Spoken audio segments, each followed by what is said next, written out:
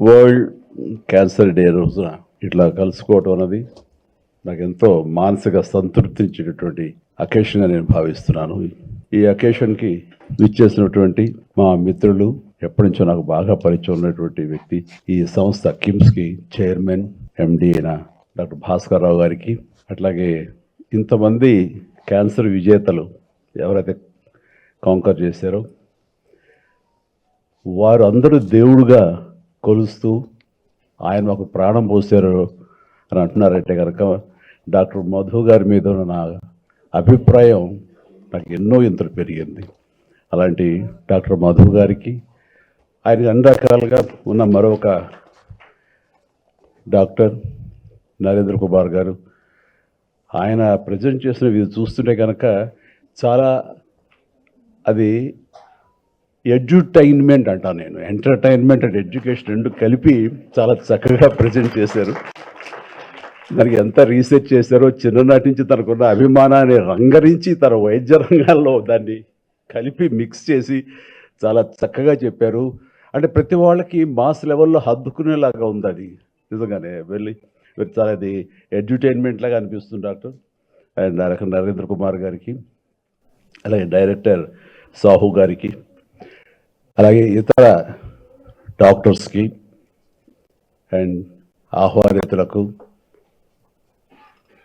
ఎవరైతే ఉన్నారో heroes and conquerors, heroines, వారందరికి కూడాను ప్రతి ఒక్కరికి, ప్రతి స్టాఫ్కి, మనిషికి వ్యక్తిగా నా హృదయపూర్వక నమస్కారాలు తెలియజేస్తున్నాను. ఇక్కడికి వచ్చే ముందు చాలా ఫార్మల్గా ఉంటుంది. ఇది నా ఏరియా కాదు, నేను ఏ డాక్టర్ చదవలేదు, శంకరాద్ ఎంబీబీఎస్ తప్ప అని అనుకున్నాను. ఆ ఒక్కొక్క వాళ్ళతో నేను పిలిచారేమో అని కూడా తెలియదు నాకు. కానీ వచ్చిన తర్వాత నా కుటుంబ సభ్యులతోటి నేను ఉంటున్న భావన కలిగింది ఈ చక్కటి దినాన్న. అలాంటి అవకాశం, అలాంటి గుడ్ ఫీలింగ్ ఇచ్చినందుకు మరొక్కసారి నా హృదయపూర్వక ధన్యవాదాలు తెలియజేస్తున్నాను. నేను ఇక్కడ రావటం అనేది ఎలా జరిగింది ఏంటనేది చిన్న వివరణ మీకు ఇచ్చుకోవాలి. ఇక్కడ ఎవరు నాకు తెలియదు.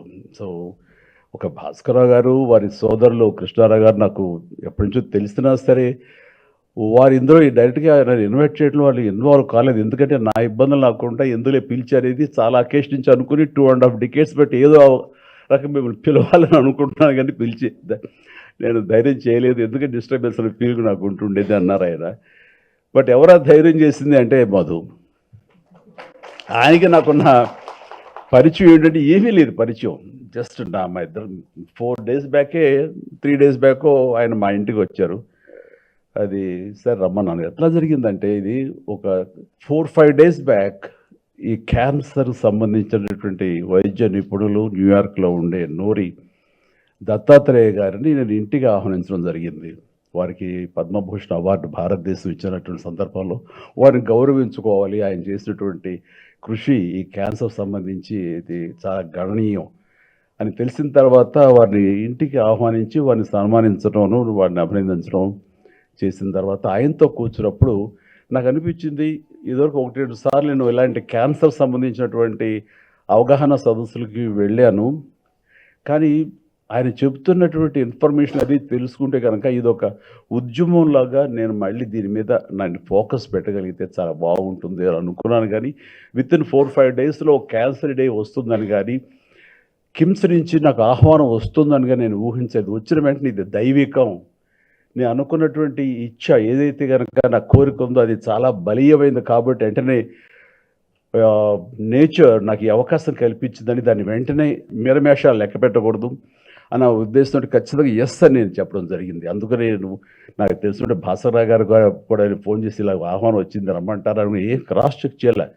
పిలిచారు, వెళ్ళటం అని చెప్పేసి 5 నిమిషాల్లోనే మా ఇంటికి వచ్చి ఉంటే ఒక మధు గారికి ఒక కాఫీ చేసి నేను వస్తున్నాను, మీరు బయలుదేరి వెళ్ళిపోయి అన్ని ఏర్పాట్లు చేసుకోవడం అనడం జరిగింది. ఇది ఒక బాధ్యతగా నేను ఫీల్ అవుతున్నాను. దీని మీద నాకు అవగాహన ఎంతో కొంత ఉన్నది.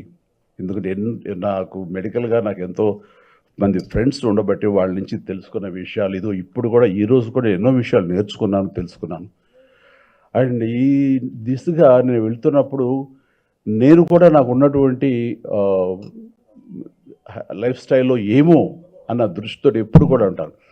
నాకు ఫస్ట్ ఆఫ్ ఆల్ ఏదైనా సరే మన బాడీ మనకి తెలియజెప్పుతుంది. మనం ఏమిటి, మనం ఎలా ఉన్నాం, మన కండిషన్ ఎలాగ ఉందనేది మన బాడీ ఎప్పటికప్పుడు మనకు తెలియజెప్తుంది. మన బాడీని వినే లెవెల్‌కి మనం గనక సెన్సిటైజ్ అయితే, ఆ సున్నితత్వాన్ని మనం అలవరుచుకుంటే చెప్తుంది. ఇందాక ఒక సర్వైవర్ చెప్పినట్టుగా ఒక వ్యక్తి ఎక్కడి నుంచో ఉంది, నాకు చిన్న ఇది ఉంది, బయాప్సీ అంటారు దాన్ని ఏమంటుందని, అది ఉంది, దాని ఏదో చిన్న గ్రూప్ అని వదిలేసాను, కానీ మా అబ్బాయి చెప్పిన దాన్ని బట్టి వెళ్ళారన్నారు. అది ఆయన గనక తనకు ఉండి ఇదేమో ఎందుకు ఛాన్స్ తీసుకోవాలి అనే ముందే కనుక ఆయన అనుకుంటుంటే కనుక ఎర్లీగా వెళ్తే దాని గురించి తెలిసి వచ్చేదేమో. అండ్ అలాగా ప్రతిదీ నాకు కూడా ఏంటంటే ఈ అవగాహనతో చాలామందికి కామన్గా వచ్చే వాటిల్లో ఓరల్ క్యాన్సర్స్ కానివ్వండి, లంగ్ క్యాన్సర్ కానివ్వండి, లేకపోతే మనకి మగవాళ్ళగా అయితే కనుక ప్రోస్టేట్ కానివ్వండి, లేడీస్ అయితే ఇది బ్రెస్ట్ క్యాన్సర్ కానివ్వండి, ఇలాగే సర్విక్స్ కానివ్వండి, ఇలాగే గర్భాశయం క్యాన్సర్ కానివ్వండి, ఇలాంటివి ఎన్నో ఉన్నాయి. ఇవన్నీ బేసిక్గా తెలుసుకోవటానికి, టెస్టులు చేయించుకోవడానికి మన చుట్టూ ఎన్నో ఉన్నాయి. మనకి ఆ అవగాహన ఉండాలి, మనకు ఆ పుష్ ఉండాలి. మనకు రాదులే, మనం చాలా ఆరోగ్యంగా ఉన్నాం అని అనుకోవడానికి లేదు. నేను కూడా నా లైఫ్ స్టైల్ చాలా ఆరోగ్యంగానే ఉంటాను, చాలా హెల్దీ హ్యాబిట్సే ఉంటాయి.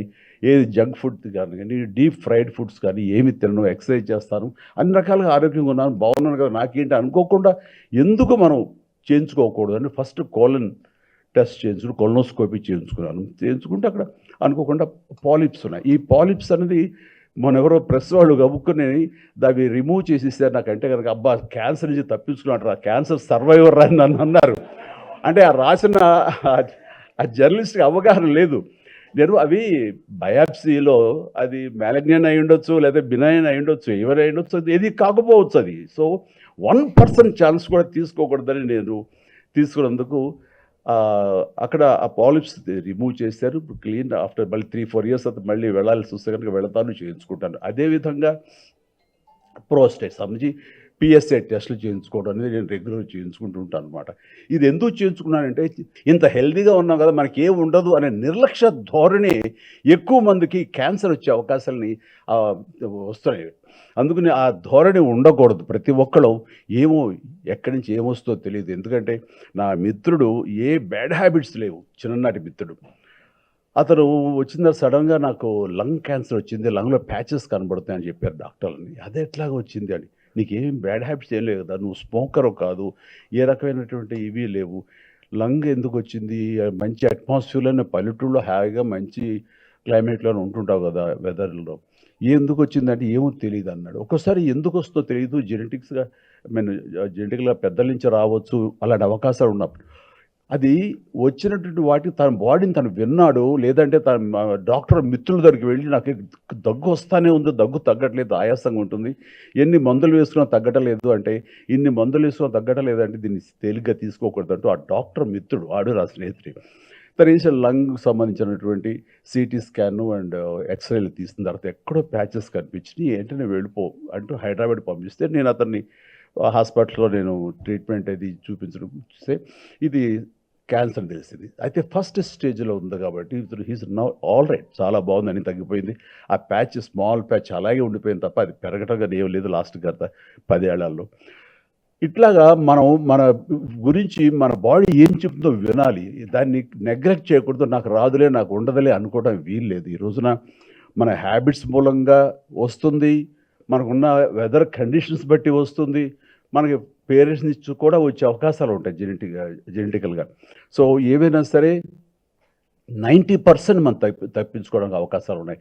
గర్ల్స్కి ఈ సర్విక్స్ సంబంధించినటువంటి క్యాన్సర్ ఎక్కువ వస్తుంది మన ముఖద్వారానికి, గర్భాశయ ముఖద్వారానికి, అట్లాగే గర్భాశయానికి సంబంధించి కూడా వస్తుంది. 9 నుంచి 14 ఏళ్ల లోపు గర్ల్స్కి ముఖ్యంగా అందరికీ ఈ వ్యాక్సినేషన్ కనుక మనం ఇవ్వగలిగితే, హెచ్పివి వ్యాక్సినేషన్ ఇవ్వగలిగితే కనుక 100% వాళ్ళకి సర్వైకల్ క్యాన్సర్ వచ్చే అవకాశమే లేదంటారు.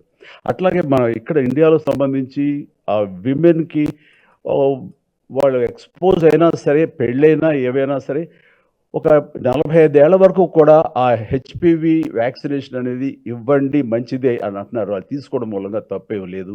సో దానికి అవసరం యాంటీబాడీస్ తయారవుతాయని కూడా అంటున్నారు. కాబట్టి నేను సజెస్ట్ చేసేది ఏంటంటే 9 సంవత్సరాలు 10 సంవత్సరాల నుంచి 20, 30, 40 సంవత్సరాల వరకు కూడా గర్ల్స్ అనేది ఒక చిన్న ఆ వ్యాక్సినేషన్ హెచ్పివి అనే వ్యాక్సినేషన్ వేయించుకుంటే వాళ్ళకి ఈ సర్వైకల్ సంబంధించినటువంటి రాకుండా పోతుంది. అట్లాగే యూట్రస్ సంబంధించి లోపల ఇన్నర్ లైన్ కొంచెం థిక్న్ అయితే కనుక అది కూడా అల్ట్రాసౌండ్ ద్వారా తెలుస్తుందంటారు.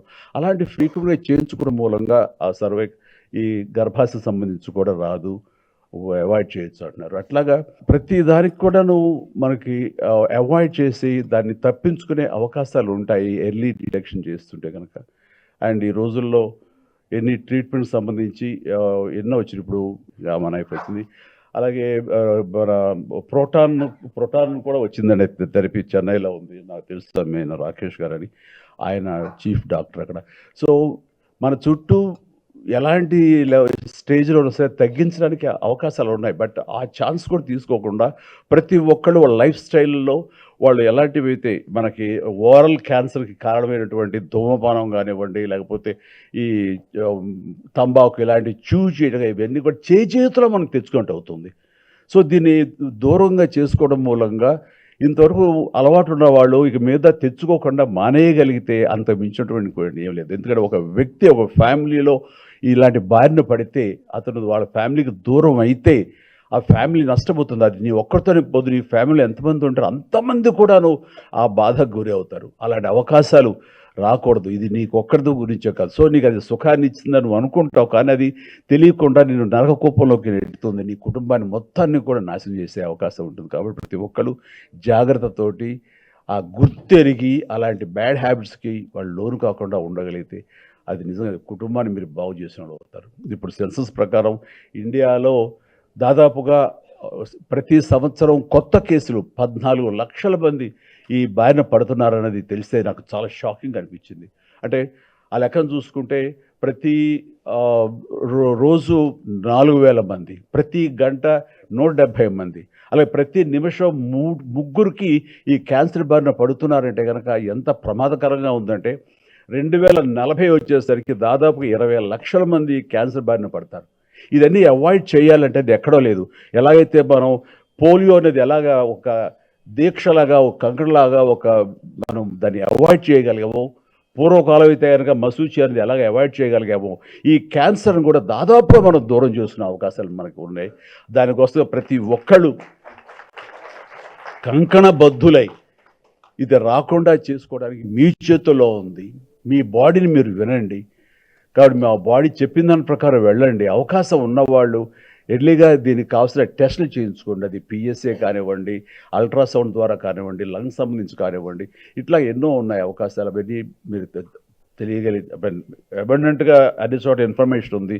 ఆ రకంగా మీరు తెలుసుకుని దాన్ని ఆచరించి దీన్ని అవాయిడ్ చేయగలిగితే అది మీరే కాదు మీ కుటుంబం అందరినీ కూడా హ్యాపీగా ఉంచిన వాళ్ళు అవుతారు. సో నాకున్న ఈ కొద్ది అవగాహనతో మీతో మాట్లాడగలిగాను. కానీ దీని మూలంగా మన వాళ్ళు ఏదైనా సరే ఫ్యూచర్లో క్యాంపెయిన్ చేయగలుగుతాము. మీరు మాకు దోహదపడండి. ఇది ఎక్కువ మంది రీచ్ అవ్వడం కోసం అవకాశం ఉంటే కనుక మోర్ సైంటిఫిక్గా, మోర్ ప్రిసైజ్డ్గా, కన్స్ట్రక్టివ్గా నా నుంచి కొన్ని షార్ట్ ఫిల్మ్స్ వెళితే కనుక ఎంతో కొంత ఉపయోగపడుతుంది. దాని ద్వారా నేను కూడా ఈ సొసైటీకి ఎంతో కొంత హెల్ప్ చేస్తూ అవుతాను అని ఈ సందర్భంగా నాకు ఇచ్చిన అవకాశానికి ధన్యవాదాలు తెలియజేస్తూ కిమ్స్ హాస్పిటల్, కిమ్స్ సిబ్బందికి, మా మిత్రుడు భాస్కర్రావు గారికి, అట్లాగే మరొక సోదర తమ్ముడు సమానుడు మధు గారికి, అలాగే డాక్టర్ నరేంద్ర కుమార్ గారికి, వీళ్ళందరూ కూడా ధన్యవాదాలు తెలియజేస్తూ నాకు ఈ అవకాశం ఇచ్చినందుకు.